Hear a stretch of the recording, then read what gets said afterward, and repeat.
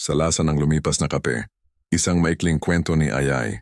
Alam mo yung mga taong minsan lang dumaan sa buhay mo, pero pag bumalik parang walang nabura sa pagitan ninyo? Ganito ang nangyari kina Mario at Ricardo. Magkaibigan sila noong college. Yung tipo ng tropa na sabay humahabol sa final exam, sabay din nagkakape pagkatapos ng bagsak, pero matapos ang graduation, nagkahiwalay ang landas. Lumipas ang mahigit 40 taon, at ngayon, parehong nasa 60s na sila. Nagkita sila muli sa isang lumang kafe sa Baguio. At sa unang tinginan pa lang, Ricardo? Mario, ikaw, ba yan? Buhay ka pa pala? Tawanan. Yakapan. Parang hindi tumigil ang panahon. Si Mario, isang matagumpay na entrepreneur. May sarili ng coffee shop chain.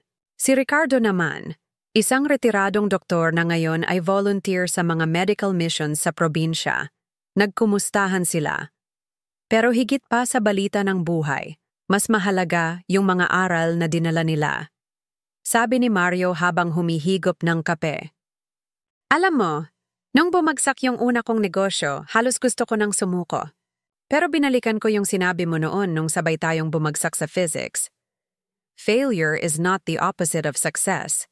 It's part of success. Pare, yun ang nagligtas sa akin. Ako rin eh. Nung first time kong mawalan ng pasyente, para akong binagsakan ng mundo. Pero sabi ng mentor ko, healing doesn't always mean curing. Sometimes it's just being there. Doon ko na-realize, mas mahalaga pala yung presensya kaysa perpektong solusyon. Iba ang lalim ng usapan. Kapag dumaan na sa buhay, hindi na lang basta tagumpay ang sukatan, kundi gaano ka tumindig pagkatapos madapa. Sabi pa ni Ricardo, isa sa mga pinanghawakan ko lagi, do what you can, with what you have, where you are. Walang dahilan para hindi tumulong kahit kulang ang gamit, kahit pagod.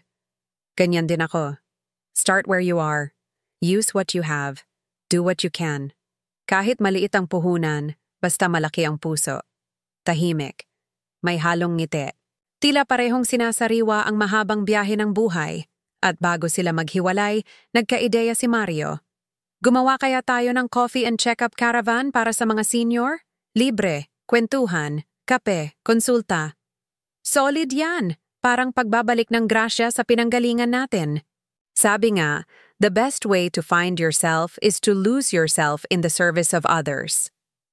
Minsan, ang tunay na yaman ng buhay ay hindi nasusukat sa dami ng naipon, kundi sa dami ng naibahagi. At ang totoong tagumpay, hindi lang sa taas ng narating, kundi sa lalim ng pinagdaanan. At sa init ng muling pagkikita. Ito po ang kwento ni Mario at Ricardo, dalawang dating magkaibigan na muling nagtagpo. Dahil minsan, ang lumipas na kape ay may panibagong lasa pa rin.